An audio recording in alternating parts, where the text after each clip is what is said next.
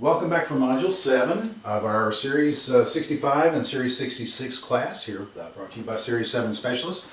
We're glad to have you on board and hope you're getting a lot out of this. We really appreciate the opportunity to do this. In the last module, we wrapped up with the exclusions at the federal level from the definition of an investment advisor. Now let's go to those exemptions. And remember what we said. These are in fact investment advisors. There's no doubt about it. They give investment advice on securities. It's their business to do so. And they get paid for it.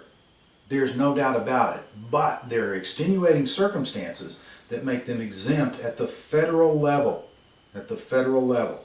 And the first one is an old buddy of ours. It's just like that intrastate securities that are only offered inside of one state, a state. Well, if we have intrastate advisors, then those, again, that's not the domain of the federal government. Federal government has jurisdiction over interstate commerce, not intrastate commerce. Inter involving some other state. So the requirements are that the investment advisor has to have offices only in one state. I have offices in 2 states, guess what? I'm no longer inside a single state. That's interstate commerce, and therefore I'm subject to the federal government. All my offices in the state, all my customers in the same state, and I can give advice on no securities listed on a national, or traded rather, on a national exchange. And so what this does, this kind of limits those investment advisors to advising on in-state municipal bonds, for instance. All right, or perhaps local and in-state venture capital opportunities. Those would all be securities, no doubt about it. And they'd be giving advice, they'd be the business, it'd be for compensation. But all inside one state, then that excludes, excuse me, does not exclude, it exempts that investment advisor from the federal definition, not the state definition, but the federal definition of an investment advisor.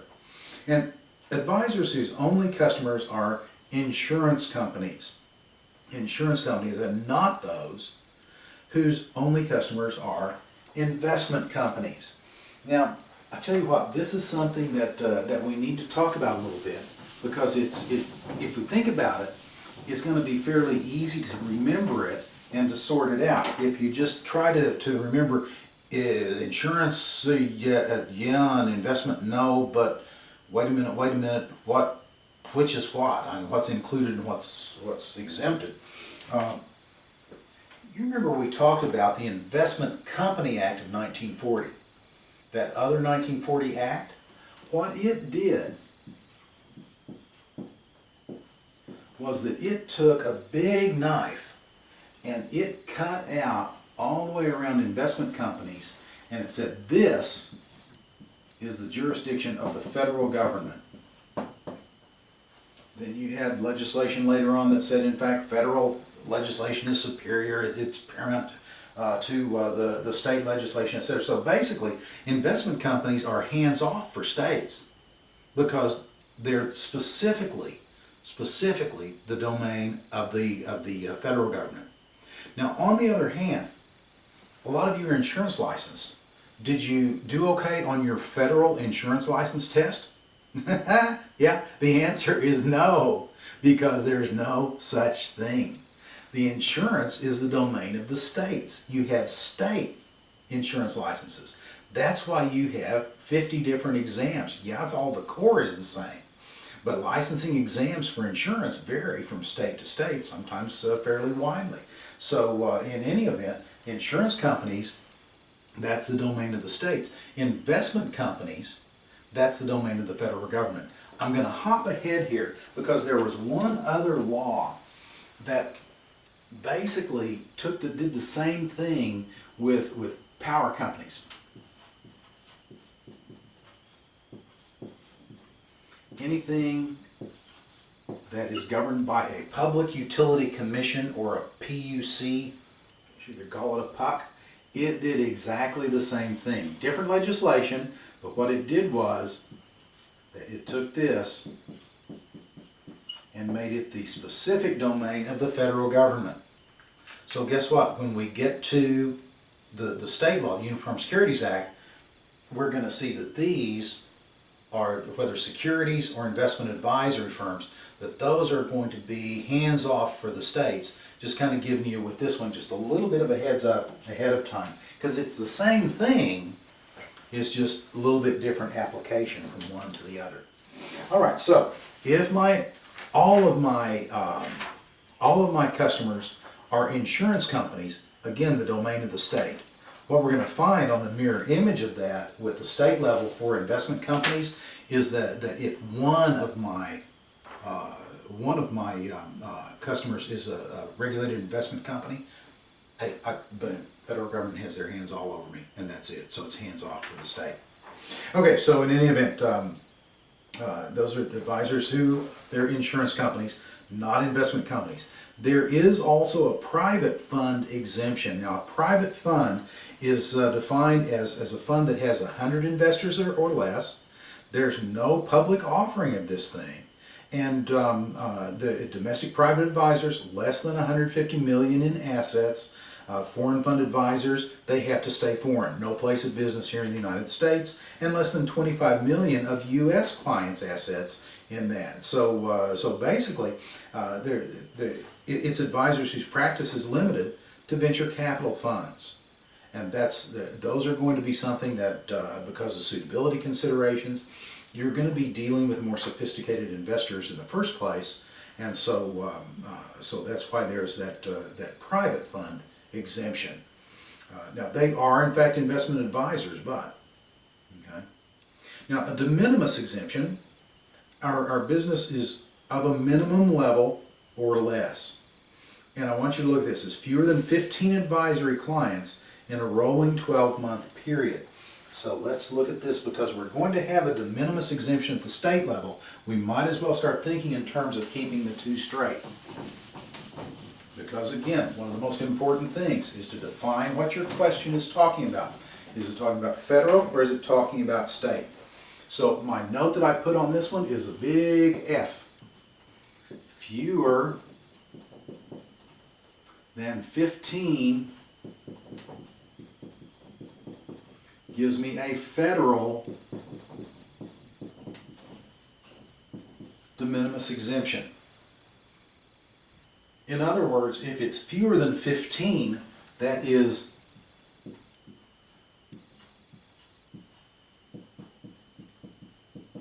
$14 max. 14 max in a rolling 12-month period.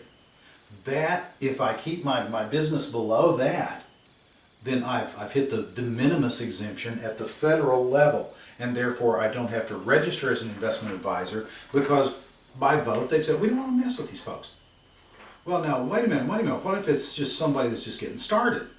You know, well, okay, let's look at the others. They don't hold themselves out to be investment advisors, because like I say, if you have on your business card or on your advertising, on your letterhead, that you're an investment advisor, you are one. You are one, because you've said it. And none of the clients can be investment companies. Why?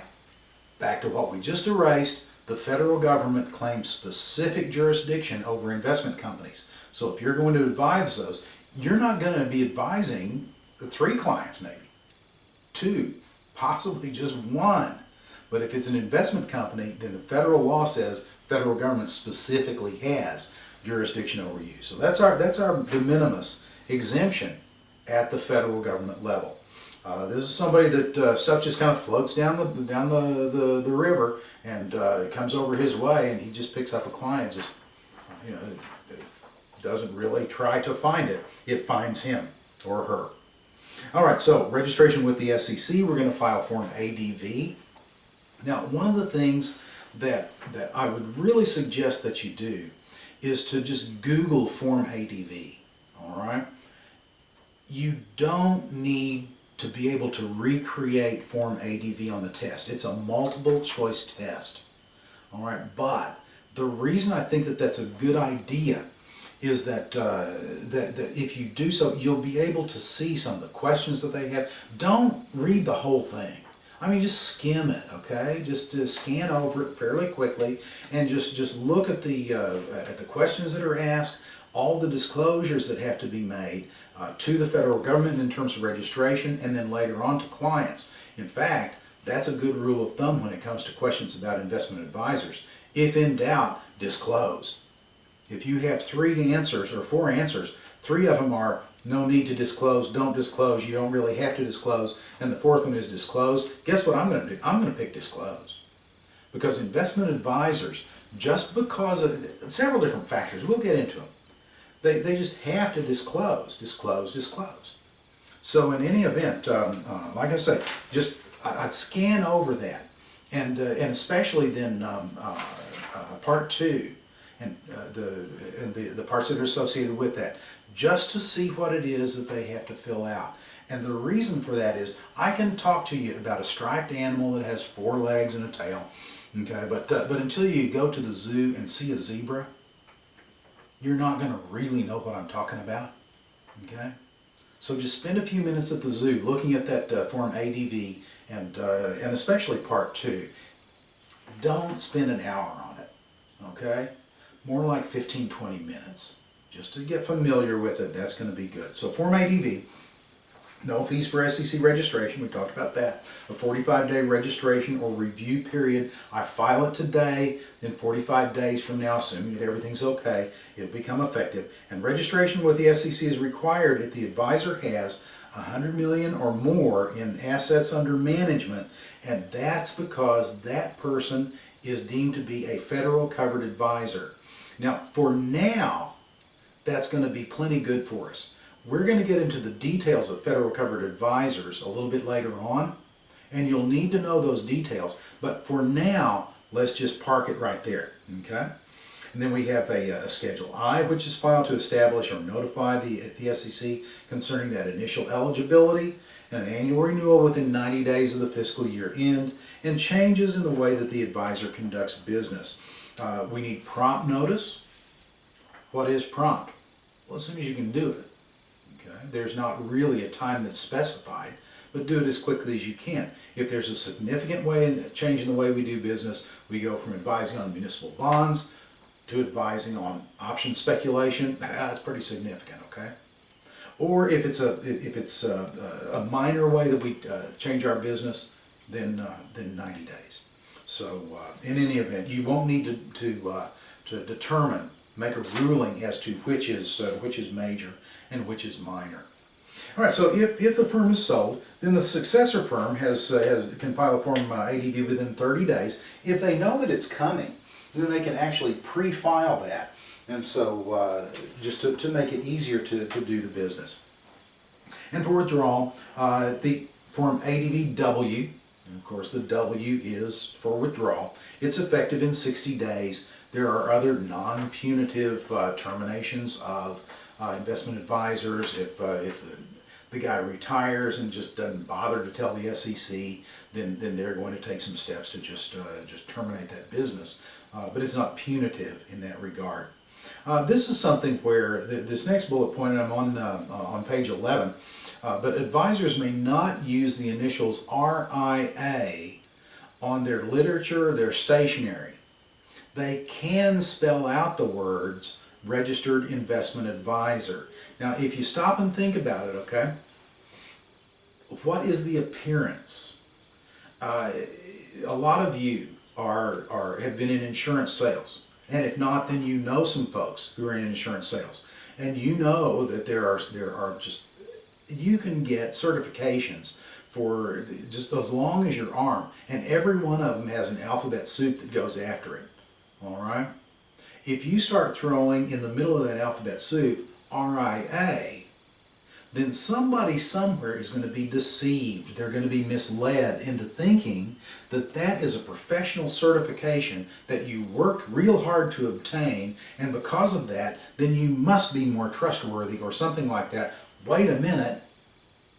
What have you just done? You've just put yourself into a position where you're saying, by not saying anything, you're allowing someone to assume that the SEC approves of you. They don't. SEC doesn't approve of anything or anybody, no how, no way. And so if, on the other hand, you put registered investment advisor on the business card, the literature, then what are you saying? Well, we're an advisor on investments who have filled out the proper paperwork with the SEC. Boy, that's exciting, isn't it? No, it's not.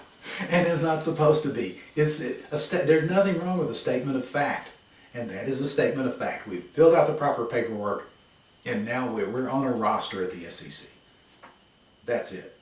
So RIA would imply that there's some type of professional designation that you've achieved. And it's not. It's not. It's just that you've got paperwork that's on file someplace.